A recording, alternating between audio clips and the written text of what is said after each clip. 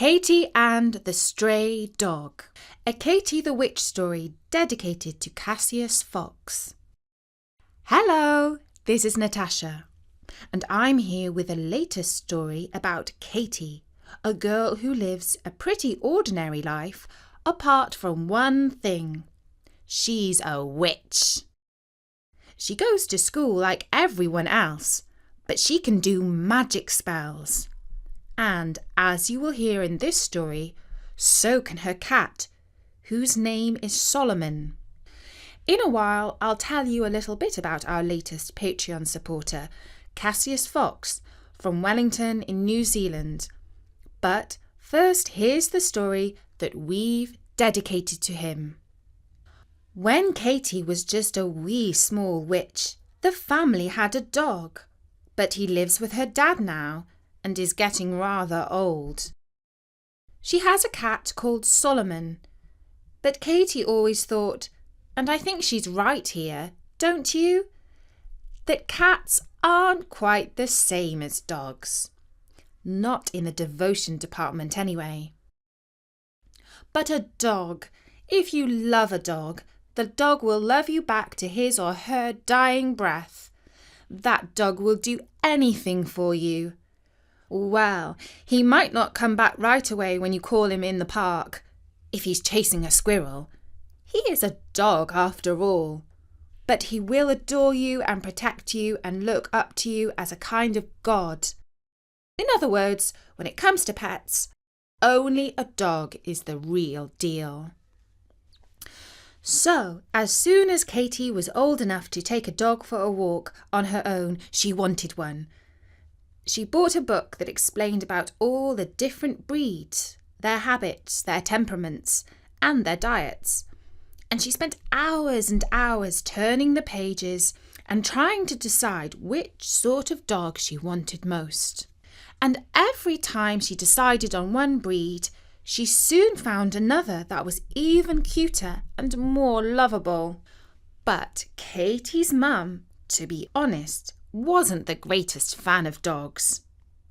She thought they brought mud and dirt into the house that could contaminate her spells.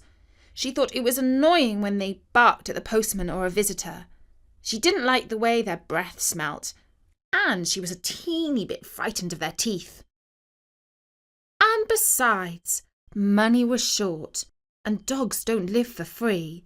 It's not just the food. There are vet bills, flea treatments, grooming appointments, toys, treats, and perhaps kennels when you go away. So, they didn't go and get a dog. What happened was that the dog came and found them. Katy was coming home from school. She pushed the garden gate open and saw a brown lump on the doorstep. She thought at first that it was an old coat. When she got closer, the coat turned around on its back and put its paws in the air. "Oh, poor darling," said Katy, when she saw that he was bleeding around the mouth. The dog whimpered a little. "I think you've been hit by a car," said Katy. And then, using a little magic, she understood what the dog was thinking. "Oh, it was a bicycle, wasn't it? It came shooting through a red light and hit you on the crossing. The rider fell off, and when he got up, he came over and kicked you. That's why you are also hurt on your side. Well, some people. But what about your owners?" The dog whimpered again. "Oh, I see. You lived with an old lady, and she went to live in a residential home, and her daughter did not want to look after you. Oh, poor, poor darling. Don't worry, you've come to the right house. You chose us because you know that we love dogs here." She was stroking him as she said this. But the dog curled his lips and started to snarl. "Oh, how am I upsetting you?" asked Katy. But it wasn't her. It was Solomon.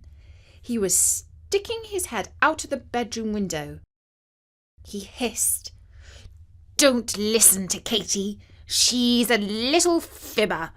We hate dogs here. And if you come to live with us, You'll regret it. So, buzz off!" The dog staggered to his feet and tried to bark, but his legs were wobbly and his voice sounded like a sort of a burp. "That's my cat, Solomon," said Katy. "Just ignore him, please." She opened the front door, picked the visitor up, and carried him inside to the kitchen. When she had settled him on the sofa, she noticed that he had bled on the sleeve of her school blazer. She didn't mind.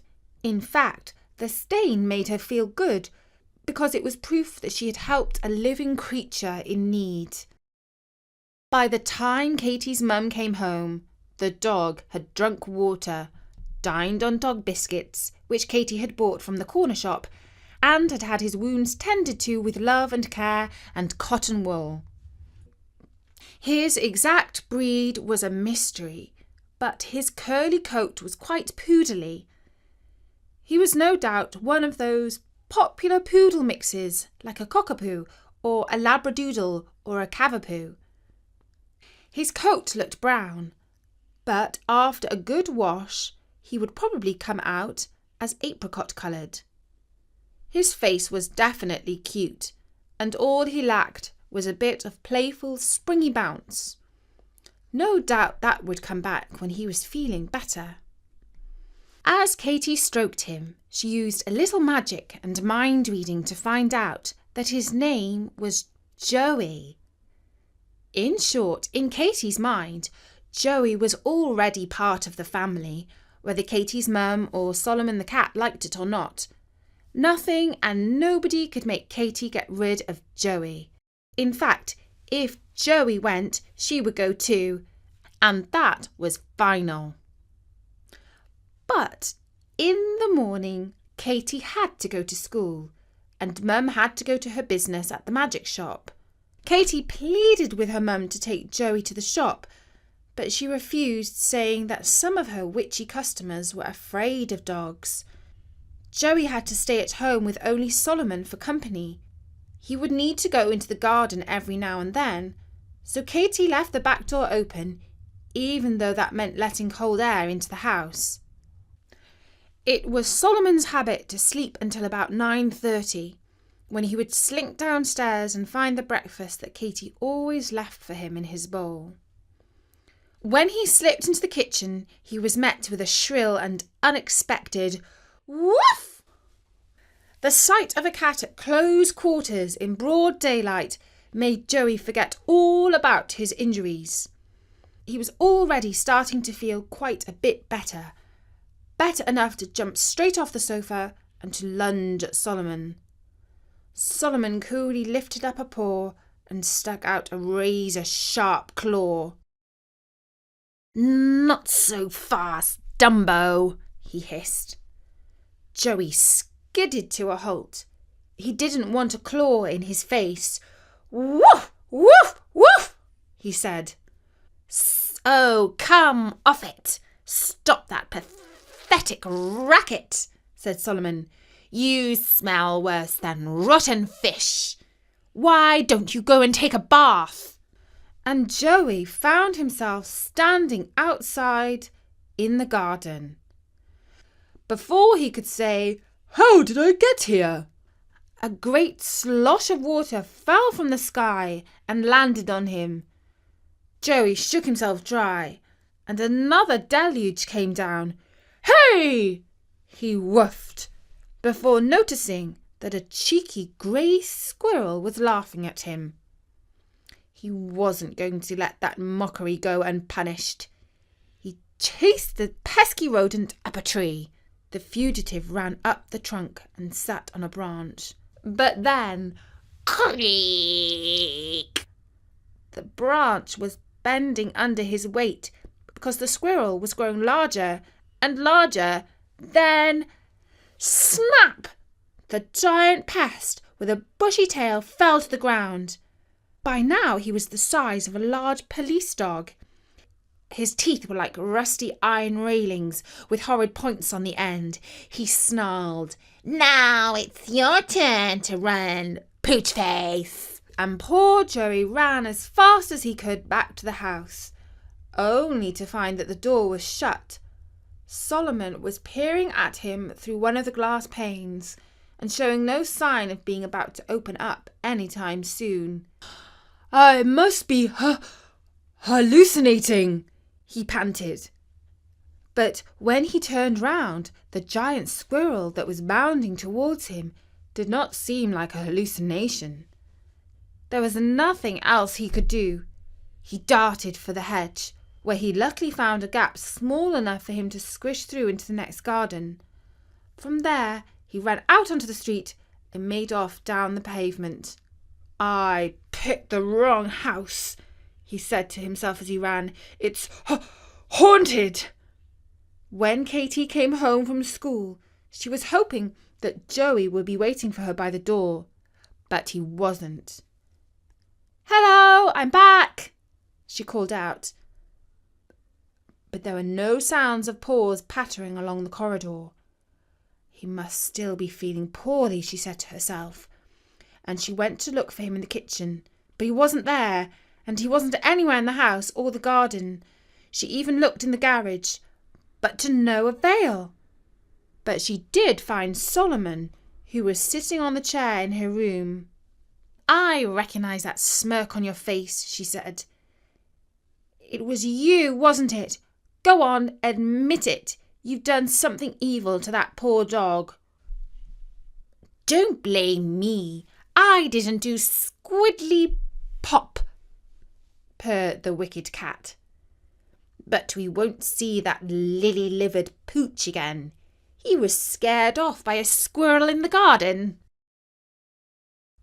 Katy had already read Solomon's mind, and she had seen what had happened. "I'll deal with you later," she said, and she ran downstairs and out of the house to search for Joey. When she reached the main road, she started to ask all sorts of people if they had seen a dog with curly brown hair who looked a bit like a stray but was really a nice pet. She went into the shops. She asked police officers, traffic wardens. Nobody had seen him until a lady with a lollipop stick, whose job was to stop the traffic and let children across the road, said that yes, she had seen a brown dog running off in the direction of the common. He was so fast you might have thought he had seen a ghost. "It wasn't a ghost," said Katy, "just a giant squirrel." And she headed off to the common. The common was on the edge of some wetlands and a wood, a favourite spot for dog walkers and bird watchers. And on nights with full moons, witches met there and played strange music and danced wild dances and drank frothy concoctions brewed in cauldrons. Katy and her mum did not go to those sorts of parties, even though their ancient great-aunt was always urging them to go. It was a place where, if you wanted to hide, it would be hard to find you. Fortunately, dog walkers are friendly people, and several of them confirmed that they had seen a lost-looking animal wandering around without an owner. Katy called. Katy whistled. Katy concentrated very hard trying to find Joey's thought wavelength, but all she could find were dozens of other dogs busy sniffing smells and hunting rabbits. In fact, Joey was deep inside the woods, where he could smell squirrels and rabbits and foxes, and he lay very, very low in a hollow full of leaves. And he did nothing but shiver and think how big and scary the world could be sometimes. Even Katy's magic could not find him, because he was keeping so still and was feeling so weak, in a condition that was barely perceptible even to a witch. But Katy was sure that he was there somewhere, so she kept on looking until it was starting to get dark, and then she knew she had to go home or else her mother would be worried. She did not sleep much that night, and when Solomon came in from his midnight hunting expedition, he did not come and curl up on her bed because he knew that she was still very angry with him. In the morning, she got up early and headed back to the common. She took some cooked sausages with her and certainly won the attention of plenty of dogs out for their morning walks. By the time she had to go to school, she had paw marks and dog slobber all over her uniform, and her face had been given a good wash by a Great Dane. After school, she returned with Isis. The two girls called out, "Joey! Joey! Joey!" By now, quite a few of the regular dog walkers had heard about the lost dog, and all were keeping a lookout for him. "This is so sad," said Isis. "You don't know how much I want a dog myself. I can't bear to think that you found one, and then he ran off. I can't imagine how you feel." It was now the weekend, and Katie's mum said, "Surely you are not going back to the common, Katie." But she was.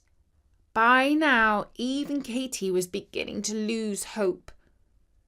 "I mustn't get down, or my magic powers will lose their force," she said to herself. And she tried to buck up her spirits by imagining Joey running towards her. So far, her magic powers had not been much help. "I haven't known him long enough," thought Katie. "We haven't formed a connection.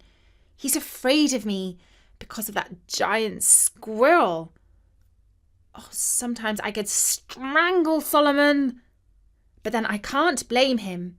He's just a cat after all." She thought of the giant footprints the squirrel had left behind in the garden. No wonder the poor dog was afraid, she thought to herself. And it was around then that she felt a nose sniffing around her pocket, where she had some especially deluxe dog treats to entice Joey. "Oh no, not again. I'm the most popular girl in town with all the dogs," thought Katie. She looked down and almost said, "Shoo!" But she had to swallow the word. "Shh! Joey!" she exclaimed. There he was, a manky, bedraggled, matted, tasselled, weary, tick-infested and sorry animal, but unmistakably Joey. Katie lifted him up in her arms. "Oh, Joey, I'm so sorry that Solomon scared you with his tricks, but, you know, I want you to live with us," she said. She carried him all the way home. When they were near her door, he started to tremble and to whimper. "Don't worry," she said. "Solomon has been given the direst warnings not to bother you." First, Joey was offered a big bowl of fresh water and a welcome home dinner of roast chicken, but he didn't want to eat or drink yet. Katie put him in the bath, and he emerged after double shampooing looking like a half-decent dog. He was ready to eat now and beginning to perk up. But then Solomon came into the kitchen. He perched himself on the counter and fixed his feline stare on Joey. "Buzz off, Solomon," said Katie. "Now's not the moment for your company." "Why should I?" said Solomon. "It's my house too, you know." And Katie could see that there was going to be a permanent standoff between the two animals. Joey did not woof, but he hid between Katie's legs. Perhaps, thought Katie, Mum was right. It's too hard for us to look after a dog. We are both out during the day, and a dog needs love and attention, not to mention protection from witchy cats. "I've an idea," said Solomon. "I'm not sure I want any of your ideas," said Katie. "You never do," he said. "But you should listen because I'm always right. You know Joey can't live here. So why don't you ask your friend Isis if she would like a dog? She's the sort of soft-headed wuss that goes wobbly-kneed at the thought of a furry friend. Why don't you give Joey to her?" said Katy. Perhaps you are right. You know that I am. And as it happened, he was. Isis had been talking to her mum about getting a rescue dog. And what better rescue dog to rescue than Joey? And so Joey went to live with a perfect family and eat perfect food and live a perfect dog's life. And everyone was happy. Well, except for Katy, who still wanted a pet dog, but she realised that there would come a time in her life when it was the right moment to get a dog. And for now, she would just have to wait. And that was the story of Katy and the Stray Dog, written by Bertie and read by me, Natasha, for Storynory.com. We are delighted to dedicate this story to Cassius Fox. This is what his dad tells us about him. Cassius is 3 years old and turning 4 in a few weeks on the 21st of November. We live in Wellington, New Zealand, and he loves all sorts of stories. But his favourite ones are Alice in Wonderland and The Wizard of Oz. He really enjoys all of the Katy stories too, and loves cats and dogs, especially our cat Poppet. Well, Cassius, thank you for listening to our stories and for supporting us via our new Patreon page. And by the way, Solomon sends his regards to Poppet. Meow! And we all wish you a very happy birthday later in the month. And if any of our other listeners would like to support us with a small regular donation, you can find the link to our Patreon page on Storynory's website. You'll be helping making Storynory even better, and hopefully we will have to do more stories so that we have the opportunity to thank everyone properly. For now, from me, Natasha, bye-bye.